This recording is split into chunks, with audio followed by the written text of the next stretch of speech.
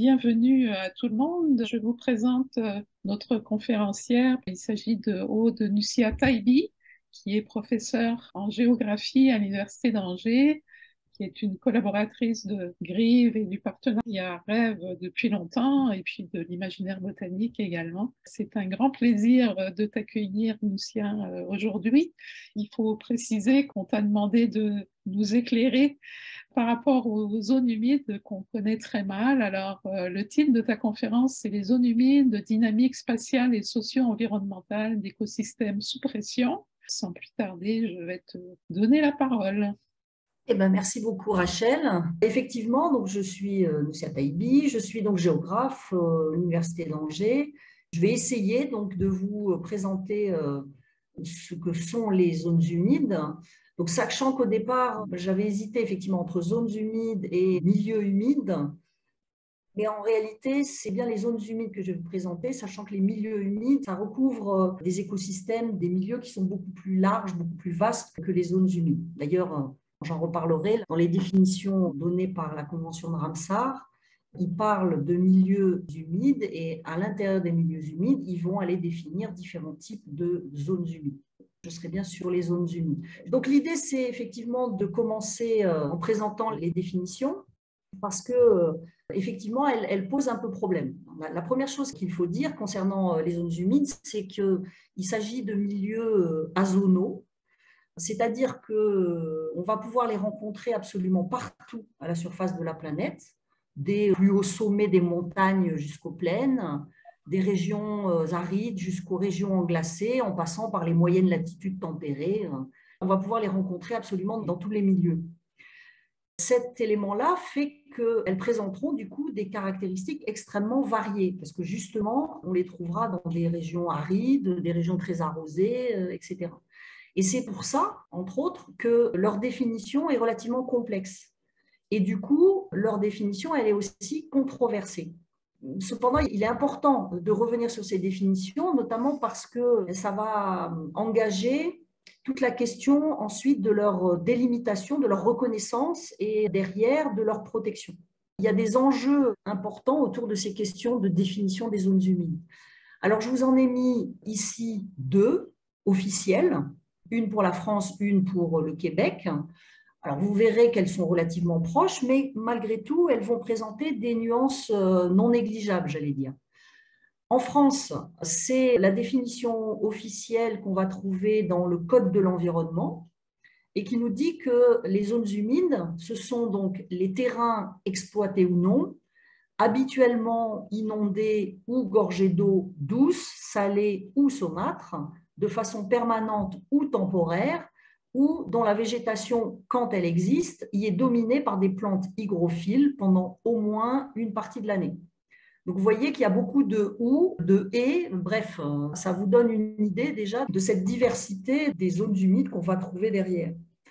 Alors, la définition au Québec, elle est donnée dans la loi sur la qualité de l'environnement et elle nous dit que les zones humides sont des lieux d'origine naturelle ou anthropique qui se distinguent par la présence d'eau de façon permanente ou temporaire, eau qui peut être diffuse, occuper un lit ou encore saturer le sol et dont l'état est stagnant ou en mouvement. Lorsque l'eau est en mouvement, elle peut s'écouler avec un débit régulier ou intermittent.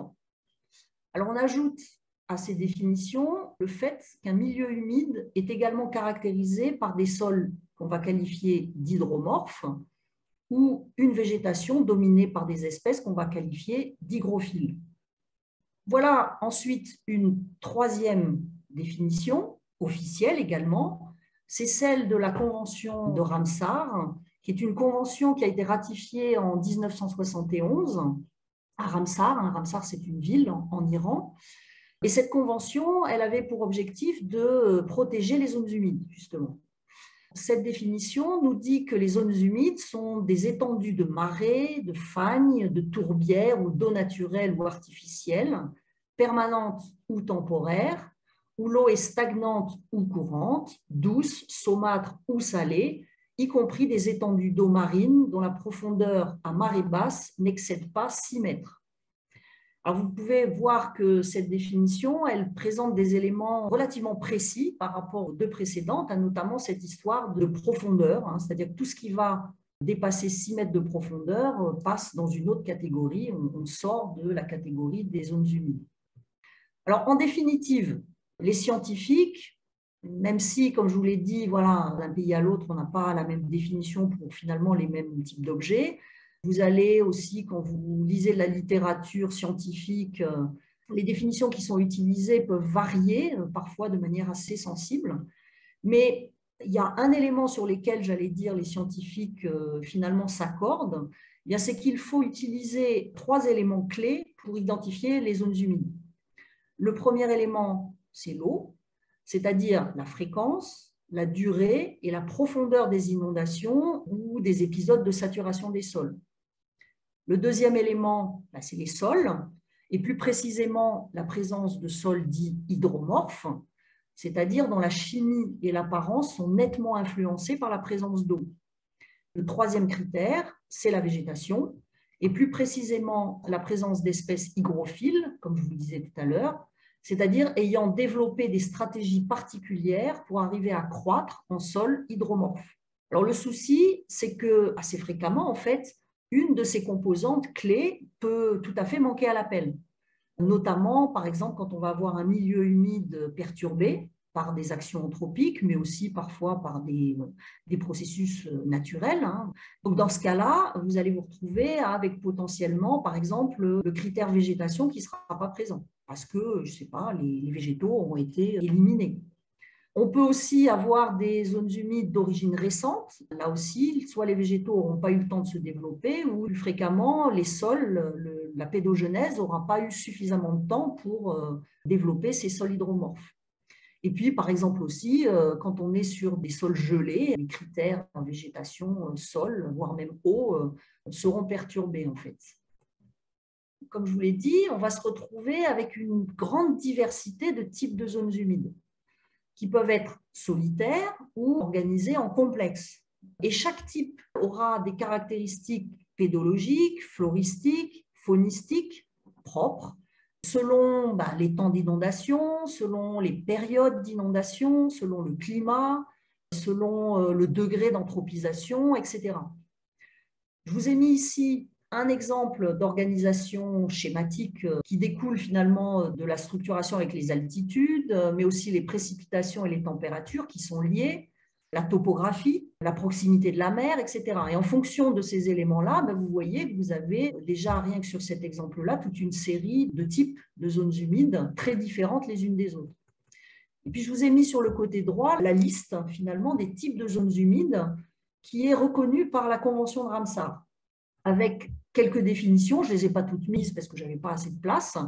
Mais en fait, ce qu'il faut savoir, c'est que ces définitions de ces différents types de zones humides font, elles aussi, parfois l'objet de controverses. Tout le monde n'est pas d'accord sur qu'est-ce que c'est qu'un marais, qu'est-ce que c'est qu'un marécage, etc. Alors, ces milieux qui finalement correspondent à une interface entre la terre et l'eau vont se différencier donc selon la fréquence, la durée et la profondeur des inondations, ou bien des épisodes de saturation en eau des sols. On aura donc, c'est ce qui est représenté sur cette diapo, des zones humides qu'on va qualifier de permanentes, avec des étangs, des lagunes, des herbiers aquatiques par exemple, que vous avez complètement sur la droite. Et puis on aura aussi des zones humides temporaires, qui pourront être recouvertes d'eau soit épisodiquement, soit périodiquement. Alors, les zones humides inondées épisodiquement seront par exemple les prairies humides qu'on va retrouver dans les plaines inondables des rivières, des fleuves. Ce sera aussi les marais ou les tourbières. Et les zones humides inondées périodiquement se localiseront, elles, sur les berges des cours d'eau ou bien des lacs ou des plans d'eau, ou bien en bord de mer également, et qui vont présenter des caractéristiques en lien avec les variations saisonnières ou bien journalières des niveaux d'eau, des niveaux des crues ou bien du marnage. Cet effet des variations de niveau d'eau va expliquer que souvent les zones humides vont présenter en général une structure que l'on peut qualifier d'étagée, entre des zones les plus profondes, qui seront souvent les plus fréquemment inondées, d'un côté, et puis donc les zones les moins profondes, qui, elles, seront plutôt moins fréquemment inondées, par exemple. Ou ici, l'exemple que je vous ai mis, en zone littorale, c'est l'exemple sur le côté gauche, dans les marais maritimes de manière générale, on aura un étagement régulier d'écosystèmes qu'il faut relier aux variations de salinité des eaux, qui sont liées en partie à la durée de la submersion marine. Et puis sur le côté droit, je vous ai mis un autre exemple, des mangroves en zone tropicale. Donc les mangroves qui sont des forêts de palétuviers avec différentes espèces qui vont se succéder perpendiculairement au trait de côte. Donc ici, c'est un exemple dans le sud-ouest de Madagascar, à Tuléar, où vous avez l'espèce, les Soneracia qui vont être au contact avec la mer, puis derrière, on va trouver les Avicennia, et puis encore beaucoup plus loin, on trouvera les Rhizophora, par exemple. Cet effet des variations de niveau d'eau va aussi créer des types de sols hydromorphes différents. Je vous en ai mis ici quelques exemples, je ne vais pas rester très longtemps là-dessus, avec par exemple les réductisols qui ont pour caractéristique d'avoir une couleur bleu, gris ou verdâtre homogène typique. À côté, vous avez les redoxisols avec comme caractéristique la présence de mouchetures marquées. Troisième exemple, par exemple, les vertisols qui ont comme caractéristique d'être composés d'argile qui gonfle et se rétracte beaucoup en présence d'eau ou au contraire en période de dessiccation. Il y a un sol que vous connaissez parmi ces sols hydromorphes, c'est la tourbe qu'on va trouver dans les tourbières et qui correspond à un histosol dont la caractéristique principale, j'allais dire, est d'être très riche en matière organique. Pour ce qui est de la végétation, je vous ai mis une petite liste là, mais bon, c'est vraiment pas exhaustif, parce que cette végétation, elle est vraiment spécifique de ces milieux, notamment à cause des sols que je vous ai présentés juste avant et qui sont souvent asphyxiants et voire toxiques. Ça veut dire que seules les plantes adaptées à ces contraintes extrêmement fortes peuvent s'y développer. Malgré ces très fortes contraintes, justement, on va se retrouver avec une très grande variété de types de plantes, de types d'espèces qui vont varier voilà, selon les caractéristiques du milieu, le type de sol, les durées d'inondation, la température, les volumes de précipitation, etc. Je vous ai mis ici, par exemple, une liste de quelques plantes. C'est une liste qui correspond à ce qu'on va trouver notamment dans les basses vallées angevines, dans la région d'Angers. Bon, alors vous voyez que vous avez quelques noms que vous connaissez, les joncs, les iris, les roseaux, les typhas, dont on parlait tout à l'heure. Nous, on parle de massettes, mais apparemment, vous, c'est les quenouilles. Les menthes aussi, on pourrait rajouter ça.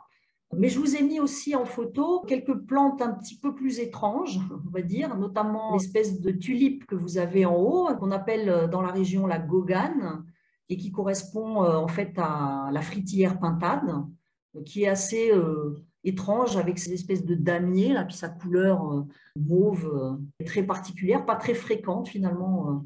Et puis en dessous, je vous ai mis un palétuvier, un Rhizophora racemosa, ici dans le bas delta du fleuve Sénégal. C'est justement cette diversité d'espèces, de sols, etc., et la complexité de leur fonctionnement, avec donc ces variations de submersion, avec leur caractère azonal, le fait aussi qu'on en trouve dans tous les types de milieux à l'échelle de la planète, qui va conférer aux zones humides une richesse que l'on peut qualifier d'unique. Et c'est ça qui en fait aussi des milieux vivants d'un très grand intérêt. Ces zones humides, du fait de cette richesse, de ce fonctionnement complexe, vont remplir de très nombreuses fonctions qui vont avoir des incidences positives sur l'environnement de manière générale et sur les activités humaines. On aura notamment des fonctions et valeurs environnementales et biologiques, avec des fonctions hydrologiques, c'est-à-dire qui vont avoir une influence sur le régime des eaux. Les zones humides vont notamment favoriser le stockage d'eau en période de crue, permettre la régulation des crues et leur écrêtement, ou inversement, elles vont assurer le soutien des débits pendant les périodes d'étiage en période sèche. Les zones humides vont aussi avoir des fonctions biogéochimiques, c'est-à-dire qui ont une influence sur la qualité des eaux. Elles ont un rôle notamment de filtre, d'épuration des eaux. Elles vont ainsi servir à la rétention des matières en suspension dans l'eau. Elles vont permettre l'assimilation et l'élimination de l'azote dans l'eau. Elles vont favoriser aussi la sédimentation, l'absorption, la concentration des métaux lourds et des micropolluants organiques.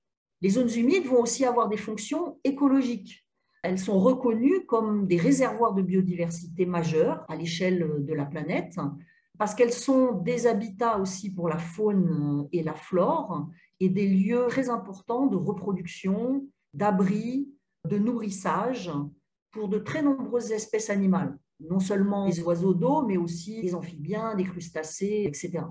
En France, par exemple, on estime que 50% des espèces d'oiseaux et 30% des plantes menacées dépendent des zones humides. Alors les zones humides, elles vont aussi avoir des fonctions et des valeurs paysagères, sociales, culturelles et économiques. Elles peuvent être notamment des lieux de culte, souvent associés à des sources ou à des plans d'eau. Elles ont aussi des fonctions récréatives, comme des lieux de détente, notamment en lien avec leur qualité paysagère, justement. Mais elles seront aussi le lieu d'activités comme la pêche, la chasse, etc. Et puis, ce sont aussi des lieux de production de ressources, notamment agricoles, dans les rizières, bien sûr, mais aussi avec le pâturage, dans ce qu'on appelle les prairies humides. Et puis, vous aurez aussi de la sylviculture, la collecte de poissons, de coquillages, de végétaux, du sel, etc., etc. Un très grand nombre d'activités économiques qui sont reliées à ces zones humides. Alors, le problème, c'est que malgré toutes ces fonctions majeures, eh bien, les zones humides sont soumises sur notre planète à des pressions extrêmement fortes et elles disparaissent très rapidement. C'est, je dirais, la spécificité même des zones humides, notamment la complexité de leur fonctionnement et aussi leur caractère unique, qui les rend très vulnérables à la moindre petite modification de l'une de leurs composantes. Ça va se traduire au niveau mondial par une disparition des zones humides, à la fois intérieures et côtières, à un rythme beaucoup plus rapide que n'importe quel autre écosystème. Et en fait, ce qu'on observe, c'est que cette tendance qui est ancienne, on va revenir sur les chiffres tout de suite, elle ne s'inverse pas aujourd'hui, même si, on va le voir après, ces écosystèmes sont de plus en plus pris en compte dans notamment les politiques d'aménagement des territoires. Quelques chiffres donc, pour documenter cette dynamique. Eh bien, la perte à long terme en zone humide naturelle est en moyenne de 54 à 57%. Elle pourrait avoir atteint 87% si on commence à compter, j'allais dire, en 1700. C'est le graphique que vous avez ici. Bon, même si, effectivement, en remontant à 1700, on aura des données, bien sûr, un peu plus approximatives. L'autre élément, c'est qu'au XXe et au XXIe siècle, les taux de perte en zones humides sont 3,7 fois plus rapides, avec une perte de 64 à 71% des zones humides depuis 1900. Tous ces chiffres-là, si on essaye d'évaluer ça en termes de surface, ça équivaut plus ou moins à 2,5 millions d'hectares de zones humides qui auraient disparu depuis 100 ans. Une évolution rapide et qui pose problème, j'allais dire. Alors, si on essaye de détailler un petit peu, on voit, alors ces graphiques ne sont pas très clairs, mais ce qu'il faut y regarder, c'est qu'au XXe et XXIe siècle, la transformation des zones humides naturelles côtières a été beaucoup plus rapide que celle des zones humides naturelles intérieures, notamment en lien avec les processus d'urbanisation et d'aménagement croissant des littoraux, qu'on connaît à l'échelle de la planète depuis le XXe siècle, en fait. Les transformations et les pertes des zones humides se poursuivent aujourd'hui encore partout dans le monde, mais avec un rythme qui est particulièrement élevé en Asie. Même si vous regardez les graphiques, vous voyez que vous avez quelques petits bâtons qui remontent au-dessus du zéro, j'allais dire, parfois notamment en Amérique du Nord, même si parfois on a aussi des processus de restauration ces dernières décennies qui se mettent en place, notamment en Amérique du Nord. Alors, si on regarde ce qui se passe en France, le processus il est à l'image de ce qui se passe à l'échelle globale. On a aussi un recul rapide et important.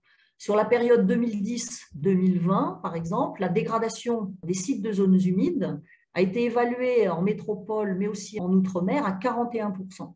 Et ceci, même si là aussi, on a des actions de restauration qui existent, de plus en plus, notamment ces dernières décennies. Mais malgré ces actions de restauration, on a 4 fois plus de sites dont les milieux humides se dégradent que de sites où ils s'améliorent.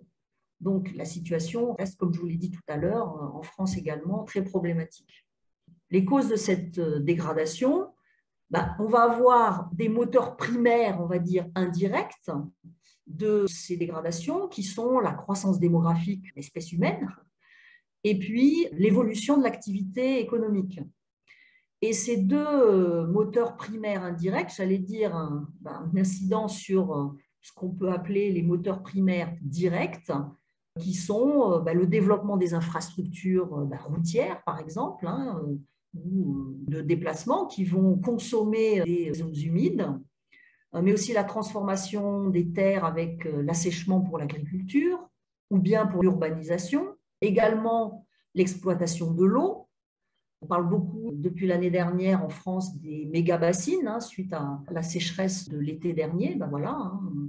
Récupérer l'eau en hiver dans les méga-bassines, c'est réduire les quantités qui vont arriver dans les zones humides. On a aussi la problématique de l'eutrophisation et de la pollution des eaux, en partie d'ailleurs liée à l'agriculture et à l'urbanisation. La problématique aussi du prélèvement excessif et de la surexploitation des ressources des zones humides. Et puis le changement climatique. Je vous parlais de sécheresse de cet été, vraisemblablement celle qui nous attend aussi pour l'été prochain, qui a déjà commencé, j'allais dire. Et puis la question aussi des espèces exotiques envahissantes qui vont faire disparaître certains types de zones humides. Alors, parmi les éléments qui expliquent la dégradation des zones humides, il faut aussi mentionner le rôle de leur perception, qui est souvent négative en fait. On peut dire qu'elle a beaucoup évolué en réalité au cours de l'histoire. Si les zones humides ont été support de développement dans de nombreuses civilisations, par exemple avec les cultures irriguées en Chine ou bien en Égypte, sur le Nil, des zones humides qui ont fait et qui font toujours d'ailleurs l'objet d'idolâtrie. C'est le cas par exemple du Nil, qui est considéré comme une divinité, qui était considéré comme une divinité, qui était nommée Hapi. Le Gange, qui est encore aujourd'hui en Inde, considéré effectivement comme une divinité. On peut parler aussi des génies de l'eau qui sont souvent associés à des zones humides en Afrique. Malgré ces exemples-là, où les zones humides sont plutôt perçues de manière positive, de manière générale, au contraire, elles sont le plus fréquemment mal perçues. Elles ont une image négative, j'allais dire particulièrement dans les sociétés occidentales. Elles sont en général perçues comme répulsives, comme des zones improductives, comme des zones vecteurs de maladies et dont il faut s'éloigner le plus possible parce qu'elles sont considérées comme maléfiques. Elles sont considérées souvent aussi comme ce qu'on peut qualifier de point noir de l'aménagement dans les zones urbaines. Pourquoi ? À cause des pollutions olfactives, à cause des maladies, à cause des inondations, etc. Et puis, j'allais dire, par rapport à cette perception négative brute, entre guillemets, on peut dire que cette perception des zones humides, elle a évolué à un moment donné pour devenir des zones productives. Les zones humides sont devenues donc des zones productives en les aménageant de manière plus ou moins intensive. Je peux donner l'exemple de la France. Vous avez l'édit royal d'Henri IV, qui date du 8 avril 1599, qui est un des premiers écrits officiels qui concerne les zones humides. Dans cet édit, il les décrit comme des obstacles pour l'homme, de peu d'utilité et nuisibles à la santé des habitants. Et cet édit conseille de faire de ces terres humides du labour, prairies et pâturages. La perception de ces espaces a souffert d'un autre a priori. L'idée, c'est qu'une terre sèche est une terre saine.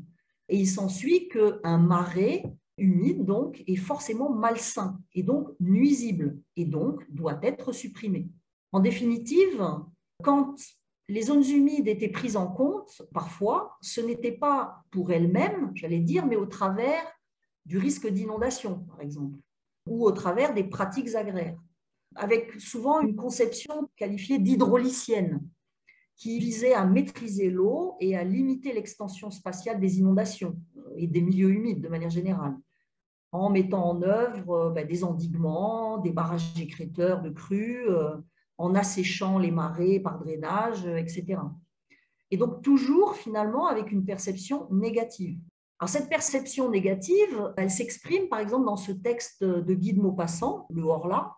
Rien n'est plus troublant, plus inquiétant, plus effrayant parfois qu'un marécage. Pourquoi cette peur qui plane sur ces plaines basses couvertes d'eau? Sont-ce les vagues rumeurs des roseaux, les étranges feux follets, le silence profond qui les enveloppe dans les nuits calmes, ou bien les brumes bizarres qui traînent sur les joncs comme des robes de mortes, ou bien encore l'imperceptible clapotement, si léger, si doux, et plus terrifiant parfois que le canon des hommes, ou que le tonnerre du ciel, qui fait ressembler les marais à des pays de rêve, à des pays redoutables, cachant un secret inconnaissable et dangereux. Par rapport à cette perception générale des zones humides, finalement, c'est dans les années 1960 qu'apparaissent, j'allais dire, les premières préoccupations concernant les zones humides. Plus exactement, les premières préoccupations pour les zones humides elles-mêmes, en tant que telles. Ce sont d'abord les ornithologues qui vont souligner leur rôle majeur dans les écosystèmes. Et c'est sous leur impulsion qu'est ratifiée la fameuse Convention internationale de Ramsar, dont je vous parlais tout à l'heure, en 1971, qui vise donc à protéger ces milieux humides. Et c'est d'ailleurs, c'est intéressant de le noter, les premiers milieux naturels à faire l'objet d'une convention les protégeant. Alors la France a ratifié cette convention en 1986 et le Canada en 1981. En France, c'est ensuite la loi sur l'eau de 1992 qui va préciser le cadre juridique qui entoure ces milieux, en mettant en place des orientations ou des actions qui visent à préserver la ressource en eau de manière générale, mais donc aussi les milieux associés à cette eau, donc les zones humides. Cette préservation, cette prise en compte, elle se fait à l'échelle de ce qu'on appelle les bassins versants. Aujourd'hui, je pense qu'on peut dire que la nécessité de protéger ces milieux remarquables est relativement rentrée dans les mœurs, en France comme au Canada, je pense. Et cette protection, elle est prise en compte dans les réglementations nationales. En France, je vous ai parlé du Code de l'environnement tout à l'heure, complété par le Code forestier, le Code de l'urbanisme, le Code rural et le Code des collectivités locales, prônent une gestion équilibrée de la ressource en eau. Le Code de l'environnement affirme ainsi que la préservation et la gestion durable des zones humides sont d'intérêt général. Il y a un autre élément qui apparaît également ces dernières décennies, c'est la valeur patrimoniale des zones humides, qui est de plus en plus reconnue. Et vous avez notamment des classements au titre non seulement de la nature, mais aussi de la culture, par exemple, dans un certain nombre de sites. Et puis, ce qui est reconnu aussi, c'est de plus en plus toutes les fonctions et services importants, spécifiques à ces milieux dont je vous ai parlé tout à l'heure. La ville d'Angers est relativement illustrative de cette évolution des perceptions des zones humides. Et cette évolution des perceptions, elle s'est traduite sur le territoire par une évolution aussi des choix d'aménagement sur donc, des zones humides, mais du territoire de manière générale. C'est une ville qui est localisée dans ce qu'on appelle les basses vallées angevines, qui correspond à un bassin de confluence majeur de 3 rivières, que sont la Mayenne, la Sarthe et le Loir. C'est bien le Loir et pas la Loire. La région, du fait de cette confluence majeure, est caractérisée par des paysages de prairies inondables qu'on va retrouver jusqu'au cœur de l'agglomération angevine. Dans ce contexte de confluence majeure, comme je vous l'ai dit, c'est la deuxième confluence la plus importante en France, Angers va se retrouver régulièrement soumise aux inondations et vous en avez toute une série qui ont émaillé son histoire. Je vous ai mis les principales ici. Les grandes crues et inondations de la Maine, la confluence des 3 rivières dont je vous parlais, Mayenne, Sarthe et Loire, crée la Maine, qui est un tout petit bout de rivière en fait, qui ensuite va se jeter dans la Loire plus au sud. Bien, les grandes crues et inondations de la Maine sont celles de 1651, où la rivière de Maine enfla si fort qu'elle inonda la moitié de la ville d'Angers. On a aussi la crue de 1711, lors de laquelle la désolation et des plus grandes à la campagne, beaucoup de personnes noyées et une infinité de bestiaux. On a aussi la crue de 1910, qui est bien connue, hein, qui a concerné toute la France, là pour le coup. Et puis la crue de janvier 1995, qui est la dernière et finalement la plus forte qu'ait connue la ville d'Angers et qui est considérée comme une crue dite centennale. Alors les crues historiques de ces rivières ont marqué par leur ampleur et par leurs dommages les aménagements de la ville. Et cette perception de la rivière destructrice, par exemple, elle transparaît dans cette peinture de George Clarkson Stanfield, qui représente le pont des Treilles à Angers, qui a été détruit par la crue de 1663. Bon, même si, évidemment, ici, les ruines sont utilisées aussi pour donner du pittoresque, hein, aux rives. La ville d'Angers donc, a été, comme je vous l'ai dit, profondément marquée par ces inondations. Son lien aux rivières et aux zones humides aussi a été profondément marqué par ces perceptions-là. Toutes ces inondations, puis aussi l'évolution historique, fait que la ville s'est progressivement détournée de sa rivière et de ses zones humides. Au XVIIIe siècle, Angers s'est doté de quais qui sont venus remplacer les grèves ou l'inclination naturelle des berges et qui ont amorcé une première déconnexion entre la ville et donc sa rivière, la Maine. Au XIXe siècle, ensuite, la révolution industrielle et l'arrivée du chemin de fer a mis fin au transport de marchandises par voie fluviale, qui était le principal mode de transport dans cette région-là, ce qui vient renforcer encore cette séparation de la rivière et de la ville. Dans les années 1970, l'aménagement d'une voie rapide sur les berges, que vous voyez sur la photo ici, vient parachever finalement cette rupture, la priorité étant accordée au transport routier. Au XXe siècle, je dirais jusque dans les années 2000, les zones humides dans la ville d'Angers sont perçues comme une contrainte, seulement comme une contrainte, notamment à cause des inondations. Vous avez notamment tous les quartiers inondables de la Doutre que vous voyez à gauche sur cette photo, ou par exemple le quartier de Saint-Serge qui apparaît sur le plan de prévention des risques d'inondation à droite ici, étaient au début du XXe siècle des quartiers extrêmement insalubres et parmi les plus pauvres de la ville, justement parce qu'ils étaient inondables. Je le mets à partir des années 2000, c'est peut-être un peu avant, un peu après, mais voilà, à peu près au tournant des années 2000, on observe un renversement de tendance. La ville, à partir de cette période-là, s'est lancée dans finalement la reconquête de sa rivière, mais aussi de ses zones humides, avec notamment une mise en scène comme élément naturel, ce qui a fait renaître d'ailleurs la question de la biodiversité et plus largement la question de la nature en ville comme support de projets d'aménagement. On va avoir notamment toute une série de parcs, comme le parc Saint-Nicolas, mais aussi les prairies de la Baumette, l'île Saint-Aubin, le lac de Maine, le parc de Balzac, qui vont se trouver tous à moins de 2 km du centre historique d'Angers, qui sont donc des zones humides et qui participent de ce projet de faire entrer la nature jusqu'au cœur de la ville dense, par l'intermédiaire du fleuve, des rivières, des zones humides. Également, avec un élément important, c'est que tous ces éléments sont mis en connexion les uns avec les autres.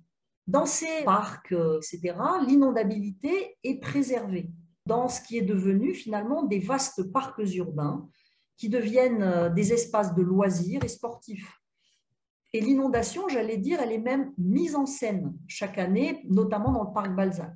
Tout l'aménagement a été fait pour qu'on vienne admirer justement l'eau au fur et à mesure qu'elle monte et qu'elle finit par inonder l'ensemble de ce territoire. Parallèlement à cette évolution de la perception, de plus en plus positive, il existe désormais toute une batterie d'outils et de réglementations pour, de manière générale, la protection des zones humides, qui sont issus de conventions, de directives ou bien de législations qui vont être d'échelle internationale, comme la convention Ramsar par exemple, ou européenne, comme la directive cadre sur l'eau qui a amené à la création des sites Natura 2000, mais aussi d'échelle nationale ou locale, et qui se sont donc enrichis au fil du temps et que je vous ai résumé très schématiquement sur ce petit document-là.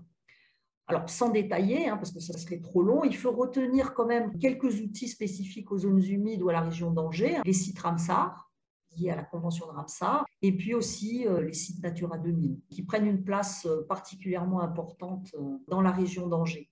Pour finir, j'allais dire, ce qu'il faut dire, c'est que malgré finalement ce cadre législatif, réglementaire, malgré l'évolution, j'allais dire, plutôt positive de la perception des zones humides, je vous l'avais montré avec les chiffres sur leur évolution, elles restent encore menacées et elles poursuivent leur déclin. On n'a pas encore inversé la tendance. Mais ce qu'il faut dire, c'est que la société civile, en lien aussi avec les mouvements de protection de la biodiversité, de la nature de manière générale, et aussi pour l'urgence climatique, cette société civile, elle s'est emparée de ce sujet et elle se mobilise pour la protection et la restauration des zones humides. Je vous ai mis ici un exemple, c'était en octobre 2021, avec des actions de protestation publique qui ont eu lieu à Angers pour sensibiliser la collectivité territoriale, donc en l'occurrence Angers-Loire Métropole, pour le renforcement de la protection et de la restauration des zones humides sur son territoire.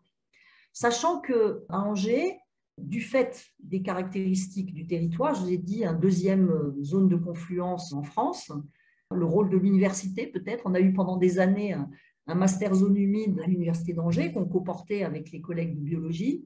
On a formé beaucoup de gens sur le territoire et à échelle nationale. Donc, je ne sais pas si ça a joué. Je vais me faire de l'autosatisfaction, je vais dire que oui. Mais donc, on n'est pas, j'allais dire, on n'est pas en reste sur le territoire angevin par rapport à ces zones humides. Mais même dans ce contexte-là, on se rend compte qu'il y a encore des problèmes. Et donc, cette société civile, elle vient essayer de rappeler régulièrement aux collectivités territoriales que ces écosystèmes ont une importance majeure pour la gestion des inondations. Paradoxalement, quand on fait disparaître des zones humides, on augmente la problématique inondation, par exemple. Je vais m'arrêter là. Je peux terminer en disant que finalement, toutes ces questions que j'ai essayé de commencer à aborder, on pourra en parler plus directement in situ l'an prochain, lors du colloque sur les zones humides qui aura lieu chez nous. Merci pour votre attention en tout cas. Merci, Lucia. C'est toujours compliqué d'applaudir. Merci beaucoup pour cette présentation qui, pour moi, en tout cas, m'a beaucoup éclairé sur les zones humides, autant sur les définitions que sur leur rôle. C'était très riche. Je peux peut-être lancer une première question. Puisque nous, on travaille beaucoup sur la végétation, est-ce que tu pourrais nous parler peut-être plus précisément du rôle de la végétation dans ces milieux humides? J'ai parlé des services écosystémiques et des fonctions. La question du rôle, on peut la prendre dans différents sens, c'est-à-dire on peut la prendre dans le sens service, c'est-à-dire les rôles qui nous servent à nous, les humains, ou de manière plus générale, les fonctions écologiques. Alors, en termes de services, j'allais dire, elles ont effectivement un rôle, la végétation des zones humides a un rôle, enfin, pas toute seule, parce que je ne l'ai pas précisé suffisamment clairement, mais comme tous les écosystèmes, j'allais dire, le principe, c'est que notamment ces trois éléments, l'eau, le sol, la végétation, sont étroitement reliés, donc ils fonctionnent ensemble. Je l'avais dit un peu, la végétation, elle va être vraiment spécifique parce qu'elle doit s'adapter à ces contraintes extrêmement fortes des sols, notamment, je ne sais pas, dans certains sols, on va voir de l'aluminium, enfin bref, c'est des éléments extrêmement toxiques que très peu d'espèces arrivent à supporter. Ces végétaux, ils vont notamment avoir, je parlais du rôle de filtre. D'ailleurs, ça s'utilise, on fait beaucoup de ce qu'on appelle les systèmes de lagunage, de plus en plus, je ne sais pas si c'est de plus en plus, mais il y a des alternatives, j'allais dire, aux grosses stations d'épuration à bout activé, très chères, très compliquées, qu'on a tendance à installer partout. Il y a des expériences, ou des actions d'ailleurs, d'ampleur, qui se mettent en place pour épurer les eaux usées à partir de ce qu'on appelle la phytoépuration. Il faut qu'il y ait d'abord une première réduction, j'allais dire, des éléments notamment organiques dans les eaux usées, simplement avec les bactéries, donc en exposant l'eau au soleil, j'allais dire. Puis dans un deuxième temps, on fait passer dans des bacs avec des végétaux, notamment des typhas, des roseaux. Je ne suis pas spécialiste d'espèces, mais je sais qu'il y a des espèces spécifiques qui sont particulièrement efficaces pour ensuite collecter un certain nombre d'éléments polluants dans l'eau. Et puis, en général, il y a une troisième, on fait passer ces eaux-là ensuite dans un troisième bac, entre guillemets, avec une filtration par lessivage, en fait, dans des matériaux sableux. Il y a ce rôle qui est extrêmement important et que les zones humides, effectivement, jouent naturellement. On sait que dans les zones où il y a beaucoup de zones humides, les eaux sont moins polluées parce que les éléments polluants vont être captés à la fois par les végétaux, mais aussi par la sédimentation. Après, les végétaux, ils vont aussi avoir par exemple, dans les mangroves, les palétuviers vont servir très clairement de lieu pour à la fois la reproduction et puis ensuite les crustacés. Ils vont aller se protéger finalement dans les racines, dans les échasses des rhizophora ou bref, pendant toute leur période juvénile avant de partir en mer, etc. Les végétaux ont ce rôle-là aussi. Protéger, permettre la reproduction, sont des lieux du coup aussi nourriciers. Enfin, si je reprends le cas des mangroves aussi, ça sert de lieu de nidification aussi.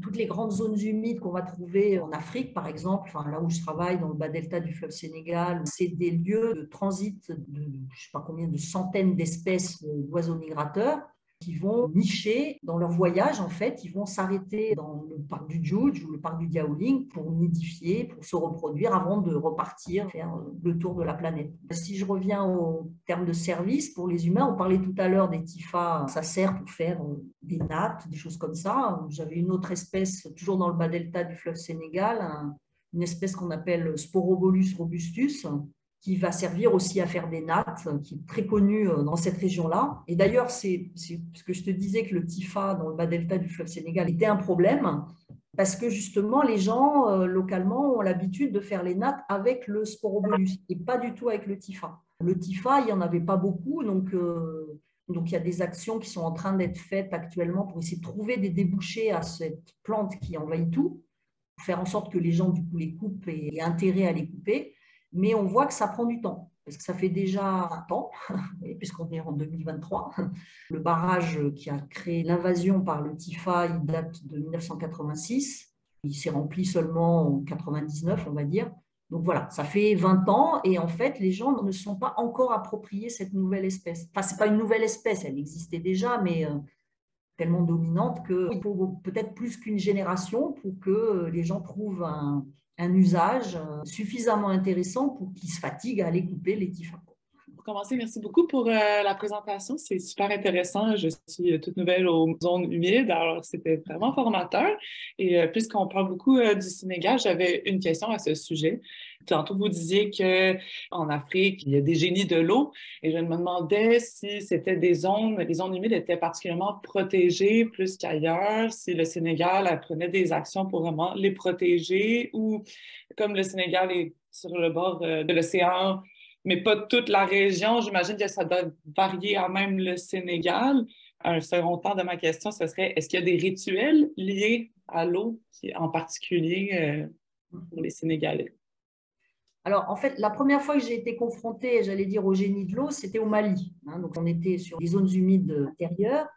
Je travaillais avec des collègues en archéologie sur un site archéologique qui se trouvait à la confluence entre deux rivières, une rivière qu'on appelle le Yamé. Les sites les plus intéressants pour les archéologues se trouvaient justement sur un site où se trouvait un génie de l'eau. Souvent, d'ailleurs, les génies de l'eau se trouvent dans des zones de confluence importantes entre rivières. Et donc, à chaque fois que les collègues voulaient aller travailler, donc en chaque début de mission, il fallait faire des sacrifices au génie de l'eau. Voilà. Les personnes qui étaient en charge de ces sacrifices sur place et qui donc faisaient, pour sacrifier, je ne sais plus, une chèvre ou un mouton, je ne me rappelle plus, j'ai oublié. Il y avait ce genre de choses-là. Toujours au Mali, c'était en pays d'Ogon. C'est un peu particulier le pays d'Ogon parce que il y a eu un effet d'islamisation et de christianisation très important ces derniers siècles, l'islamisation plus récente, on va dire 18e siècle à peu près, ce qui fait que toutes ces croyances animistes, finalement, sont, je ne sais pas si je peux dire en train de disparaître, mais disons qu'elles sont moins marquées. Cependant, elles sont toujours présentes. Un ami, Brahima Bal, au Sénégal, il est ce qu'on appelle un dialtabé. Un dialtabé, c'est-à-dire c'est le maître des eaux. C'est un pêcheur qui, par sa connaissance très fine du fleuve, a été désigné en fait par les autres pêcheurs comme maître des eaux. Et donc, chaque fois qu'il y a, j'allais dire, un problème, quelque chose qui doit se faire, qui est en lien avec le fleuve, on fait appel à lui. quand il y a des noyés, hein, notamment. Par exemple aussi, alors ça ne se fait plus depuis le conflit entre la Mauritanie et le Sénégal en 1989, il y a plus de, les troupeaux ne traversent plus, mais jusqu'en 89, les troupeaux, en fait, traversaient le fleuve régulièrement pendant la saison sèche ou saison humide. Et donc, on faisait appel au dialtabé pour faire traverser les troupeaux. Si je prends mon côté cartésien, je vais dire le dialtabé, il connaît les endroits où il n'y a pas de remous, il n'y a pas de tourbillon, donc il sait où il faut faire traverser. Donc voilà. Si je prends, je veux dire, le côté un peu ésotérique, etc., je dirais il fait des incantations.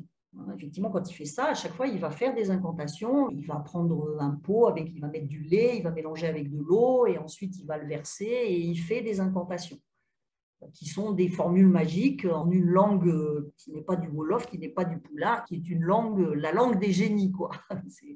Donc ça se fait encore, ça se fait, j'allais dire, de moins en moins. Si je prends le cas du fleuve Sénégal, aujourd'hui, il est géré par une structure qu'on appelle l'OMVS, qui est une organisation supranationale. C'est l'Office de mise en valeur du fleuve Sénégal. Cette structure, elle a vocation, enfin, c'est des techniciens, quoi. C'est des hydrauliciens, c'est des hydrologues, eux, ce qui les intéresse, c'est gérer les 2 barrages, à l'amont Manantali, à l'aval Diama, assurer la production hydroélectrique à Manantali, parce que toute l'électricité de Bamako vient de Manantali, toute l'électricité de Nouakchott vient de Manantali, enfin, bref. Et puis assurer aussi les lâchers d'eau pour que la riziculture dans le fleuve soit rentable, fonctionne. Donc eux, c'est ça leur intérêt. Donc les histoires des dialtabés, des génies, des machins, des trucs, ça leur passe au-dessus de la tête. Donc Iba, lui, il continue à faire ses activités, mais ça ne joue pas beaucoup dans la balance, quoi. Mais ça continue à intervenir. Il y a eu encore aujourd'hui, hein, depuis que Griol, grand anthropologue, je crois que c'est anthropologue, je suis trop sûre, français qui a passé beaucoup de temps là-bas en pays d'Ogon, depuis qu'il est passé là-bas, il y a beaucoup de Français qui sont intéressés à cette région-là et beaucoup d'ONG qui, encore aujourd'hui, interviennent beaucoup, notamment pour construire des petits barrages. Mais vraiment des petits barrages, hein, c'est-à-dire des toutes petites constructions pour collecter un peu d'eau pendant la saison humide et permettre aux gens d'irriguer ensuite pendant la saison sèche. Et j'avais eu écho aussi d'une histoire à propos d'un de ces petits barrages qui avait été construit par, je ne sais plus quelle ONG, Ingénieurs sans frontières, un truc comme ça. Ils ont construit le barrage avec les gens, hein. Les gens étaient au courant, ça marchait bien, il fonctionnait très bien. Et en fait, les gens n'ont pas utilisé l'eau, pourtant ils en avaient besoin, pendant, je ne sais plus, 5, 6, peut-être 7 ans. Je n'ai pas eu la fin de l'histoire, mais en tout cas, pendant 5 ou 6 ans, personne n'a touché une goutte d'eau de ce barrage. Cet ingénieur, au bout d'un moment, il se posait des questions, il dit, mais pourquoi, enfin, et donc, il a fini par les demander. Et en fait, les gens lui ont expliqué que le barrage avait été construit justement sur le lieu d'un génie de l'eau. Et que du fait de cette construction, et comme il n'avait pas fait ce qu'il fallait, comme les sacrifices, etc., il fallait un sacrifice pour pouvoir utiliser l'eau. Et ce sacrifice, en fait, désormais, il fallait qu'en fait que quelqu'un meure, c'est-à-dire un humain, un être humain. Et donc, comme personne n'était mort dans l'intervalle, on ne pouvait pas toucher l'eau. C'était il y a, je ne sais pas, une quinzaine d'années, quoi. Donc, c'est encore des choses qui viennent intervenir effectivement sur le fonctionnement concret dans ces milieux-là. Merci beaucoup, hein? C'est très intéressant. Pour faire du pouce un peu sur la question de Jeanne, par rapport au génie des eaux en Afrique, je me demandais si dans vos terrains, vous aviez travaillé avec des géobiologues, si vous avez étudié les fonctions énergétiques ou si vous aviez perçu des ondes ou est-ce qu'il y avait de l'énergie tellurique plus importante dans les milieux humides. C'est quoi des géobiologues? Je ne sais pas ce que c'est en fait. Ah, c'est ça. Bon, ben c'est ça. La géobiologie, en fait, c'est un concept que je suis en train d'étudier, donc je ne vais sûrement pas le définir comme il se doit de l'être. Dans le fond, c'est la connexion avec les énergies telluriques par la radiesthésie, la connexion énergétique avec l'environnement vivant, autant au niveau de l'eau, des arbres. Il inclut aussi tout l'univers mythique par rapport à ça, par rapport à les devas de la forêt, les sourciers. J'allais dire les sourciers, effectivement, j'aurais mis ça. Exactement. Ben, non, moi, je n'ai pas du tout travaillé là-dessus. J'imagine qu'il doit y avoir des choses, hein. Pour les sourciers, je connais ça en France. Mon arrière-grand-père était sourcier, donc c'est pour ça que... Ah ouais! Wow! Il cherchait l'eau effectivement avec sa baguette. Je n'ai pas du tout travaillé sur ces questions-là et j'essaye de réfléchir, est-ce que j'ai vu quelque chose Non, ça ne m'évoque rien. Ben, merci beaucoup. J'avais une question concernant plus la formation des zones humides. J'imagine que ça doit être très, très long là, pour qu'une zone humide se développe, mais je me demandais quelles caractéristiques, par exemple du sol ou du climat ou quoi que ce soit, ça doit avoir pour qu'une zone humide puisse se développer. Est-ce qu'il doit avoir un dénivelé dans le sol? Est-ce qu'il faut qu'il y ait une surface particulière? Ou je ne sais pas si vous pouviez en dire un peu plus là-dessus. En général, effectivement, il y a une zone en creux, enfin une dépression, une micro-dépression plus ou moins marquée, parce que si je reviens sur le cas du Sénégal, là où on a travaillé dernièrement sur des petites zones humides, que d'ailleurs les gens localement ne considèrent pas du tout comme des zones humides, mais en fait, effectivement, c'est vraiment des micro-dépressions. Quand je dis micro-dépression, ça fait, je ne sais pas moi, 1 centimètre de profondeur, mais ça suffit pour qu'au moment où il y a des pluies, l'eau va ruisseler en fait sur le bassin versant autour de cette microdépression. L'eau va s'accumuler dans cette microdépression et puis en fait, ce qui va s'accumuler aussi en même temps, c'est les sédiments que cette eau qui ruisselle sur ce bassin versant va collecter, donc les grains de limon, d'argile, de sable, tout ce qu'elle est capable de transporter. Et tout ça va venir s'accumuler dans cette microdépression. Donc l'eau, à un moment donné, bon, elle va s'évaporer ou elle va s'infiltrer.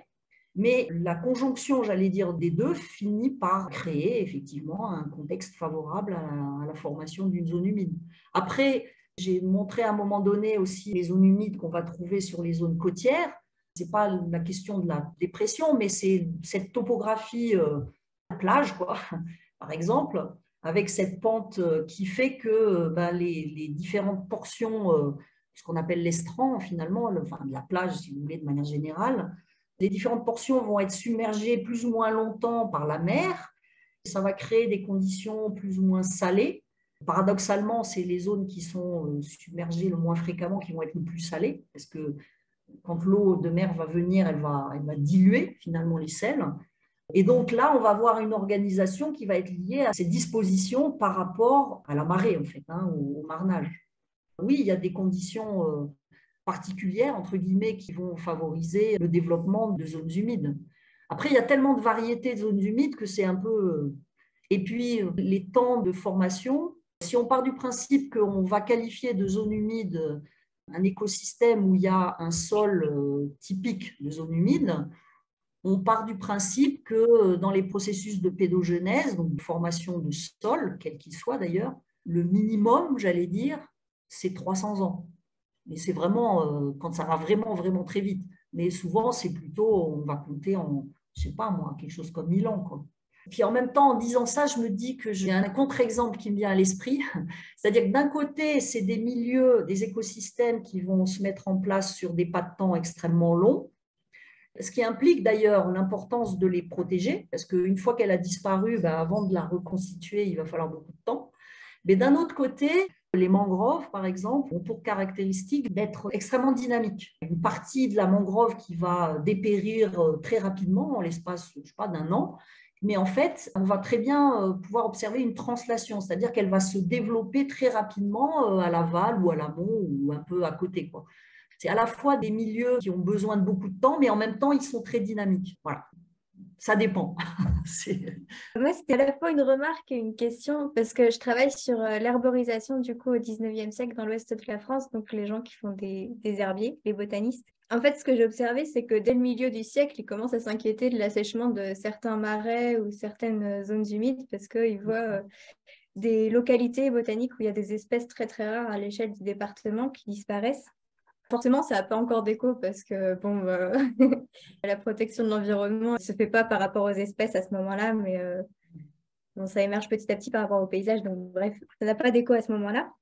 Je me demandais dans quelle mesure et à partir de quand il y avait certaines espèces qui servaient aussi à leur valorisation et à l'évolution des regards sur ces zones-là ou pas. Je pensais à la gogane en particulier.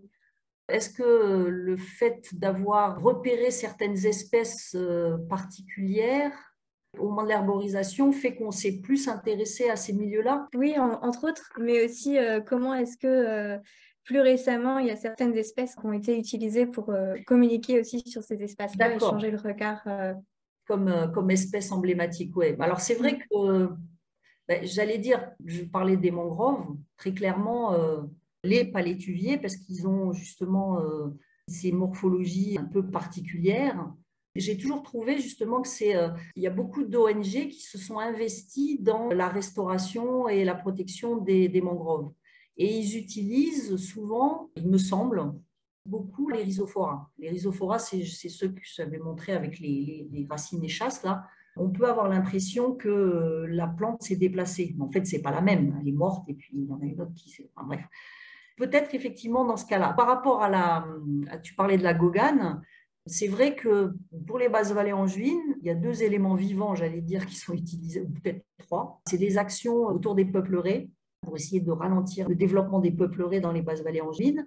Et dans ces actions, ils avaient 3 objectifs. Enfin, c'était centré autour de 3 éléments phares, on va dire. Il y avait la fritière pintade, donc la gogane, le râle déjeuner, donc le fameux oiseau qu'on ne voit jamais là, et puis le frêne tétard. Voilà. Donc effectivement, dans ce cas-là, ces 2 espèces végétales sont effectivement utilisées comme éléments marketing, effectivement, pour essayer de vendre les basses vallées angevines, plus exactement, de rendre aimables les basses vallées angevines, de les transformer en lieux extraordinaires, puisque, j'allais dire, leur problème, c'est un peu le problème des zones humides, c'est que paradoxalement, c'est des lieux extraordinaires, voilà, on disait maléfiques, il y a des monstres, etc. Et en même temps, en termes paysagers, c'est très ordinaire. Peut-être que les marais, les marécages sont extraordinaires, mais les prairies humides, bon, c'est plat et puis il n'y a pas énormément de choses extraordinaires à y voir. Et donc peut-être qu'effectivement, dans ce cas-là, ressortir notamment la gogane avec ses couleurs, c'est sûrement un moyen d'essayer d'attirer l'attention sur ces espaces-là, de rendre extraordinaire, comme on disait, des paysages ordinaires finalement. Après, je ne sais pas si j'ai répondu à ta question. Si, c'était très bien. Merci beaucoup. Merci, Nusia, pour cette présentation. J'étais un peu guidée, en fait, dans la manière dont je t'ai écoutée par d'autres préoccupations que j'ai en ce moment et qui s'intéressent un peu à la question des ressources. Parce que tu as parlé beaucoup du service, d'usage, de fonction, d'utilité, ou même du marketing, là, à la fin. C'est évident, surtout quand tu fais la comparaison avec l'Afrique, que la manière dont on raconte une histoire autour de ces espaces-là guide beaucoup la manière dont on les appréhende et quelle attitude on développe par rapport à eux. Et il me semble que là, dans le vocabulaire qui est celui des sciences aujourd'hui, mais aussi de ces mesures de protection, que ce soit au niveau international ou local, il y a quand même un vocabulaire très ressourciste, en fait, qui tient à ce rapport au service. Et puis aussi qui met beaucoup en concurrence ces espaces-là avec d'autres besoins auxquels d'autres ressources peuvent répondre. Je donne toujours, et je vous l'ai donné plusieurs fois entre nous, l'exemple d'une maire d'une commune environnante, là, qui était contre l'inventaire des zones humides, parce qu'il y a ça aussi, c'est qu'elles ne sont pas inventoriées, sauf celles qui sont sous des instances de protection, en disant vous opposez une flaque d'eau pleine de boue ou 3 bouts d'herbe aux besoins de mes habitants qui ont besoin de logement, etc. Donc ça veut dire que cette histoire ressourciste qu'on raconte, elle comporte une grande part de danger, en fait, de rapport à ces espaces. Je me demande si ce vocabulaire est nécessaire pour mettre en avant l'écosystème, le fait qu'il y ait des interactions, des articulations, des interdépendances, ou bien parce que nous, aujourd'hui, on n'est pas capable d'entendre autre chose que ce à quoi nous sert, en fait, soit le végétal, soit l'espace, soit l'eau, etc. Qu'est-ce que tu en penses? Oui, j'allais dire, c'est tout le problème. C'est vrai que j'ai utilisé le vocabulaire consacré, les services écosystémiques, les fonctions, etc., parce que, bon, j'allais dire, c'était, on va dire, une solution de facilité. Pour essayer de ne pas oublier, effectivement, ces différentes fonctions. Dans le sens, la fonction, pour le coup, elles ne sont pas reliées forcément aux sociétés humaines. Peut-être qu'effectivement, on est tombé dans un piège en utilisant ces concepts-là, mais d'un autre côté, un des gros problèmes, j'allais dire, liés aux écosystèmes de zones humides, mais pas seulement, c'est que justement, et comme j'ai dit, il y a eu cette évolution de la perception. On les percevait, justement uniquement de manière négative. Ensuite, on les a perçus uniquement dans leur dimension justement utilitaire, les services qu'ils nous rendaient, on les assèche, on fait de l'agriculture, etc. Et on est en train peut-être de passer à un troisième type de perception qui est de comprendre qu'effectivement, ces écosystèmes peuvent exister en tant que tels pour eux-mêmes, quoi. Ou plus exactement, un des maillons du système Terre dans leur ensemble, et pas forcément comme rendant des services aux sociétés humaines. On a peut-être ce problème-là, c'est-à-dire quand on reste sur ces questions de fonction de service, on a tendance à se focaliser encore, à rester encore dans cette approche anthropocentrée, hein, on laisse l'humain au centre de la création, hein, et donc les zones humides, on va les penser, oui, il faut les protéger parce que si on les supprime, on va avoir plus d'inondations ou on va avoir des eaux plus polluées, etc. On peut le percevoir comme ça. Mais pourquoi aussi c'est quand même important effectivement de conserver, je pense malgré tout, ces concepts-là? Parce que justement, dans toutes les politiques ces dernières décennies de protection et de restauration, on se rend compte que quand on voit un certain nombre de zones humides qui sont restaurées, par exemple, ou recréées, ils sont complètement passés à côté de la plupart des fonctions. Ou plus exactement, si on ne se rend pas compte que effectivement, une zone humide a cette diversité de fonctions, quand on va la faire disparaître, quand on va la compenser, entre guillemets, quand on va faire des actions pour recréer une nouvelle zone humide, tout le problème ces dernières décennies, c'est que, si je caricature, quand on voit des zones humides qui sont recréées, on fait un trou, on ramène une pelleteuse, on fait un trou, on met de l'eau, on colle 3 hydrophytes et puis 2 poissons et 3 grenouilles. Je caricature beaucoup, mais pas forcément. Et on oublie tout le reste. On oublie ces fameuses fonctions paysagères, culturelles, j'en sais rien, ou écologiques. Peut-être aussi parce que moi, je me positionne, j'allais dire, à l'interface aussi entre à la fois des travaux entre guillemets scientifiques, diagnostiques ou d'analyse, ou des fois aussi en travaillant avec les collègues là, sur les questions de poèmes autour de l'eau, autour des mares, mais en même temps à l'interface aussi avec les gestionnaires. Et c'est vrai que très concrètement, quand on est convaincu de leur intérêt, de leur place très importante dans le système Terre, et que très pragmatiquement on se dit mais comment je peux faire pour favoriser effectivement leur protection, leur préservation, on est quelque part obligé de rentrer dans le discours des gestionnaires. Parce que sinon, ça ne fonctionnera pas, en fait. J'ai probablement été déformée parce que ce master, c'était même un DESS avant, c'est devenu un master zone humide. J'y étais à la création, j'y suis restée, c'est la dernière année cette année. Donc j'ai sûrement été profondément transformée aussi au contact avec à la fois les collègues biologistes, mais aussi les collègues techniciens de rivière, les chasseurs. À force d'entendre dans les soutenances des étudiants travaillant sur tout et n'importe quoi, j'ai probablement aussi fortement intégré ces choses-là. Je m'en suis rendu compte, notamment avec le fait d'utiliser zones humides et pas milieux humides. Parce que du coup, je me dis, mais pourquoi?